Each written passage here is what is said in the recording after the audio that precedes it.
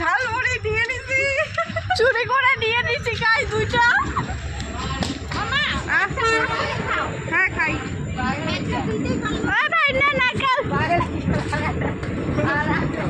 মিষ্টি নেই, আর আমি খালি আমার কাছে মোবাইল দুইটা মিষ্টি নেই। ক্যামেরা খারাপ।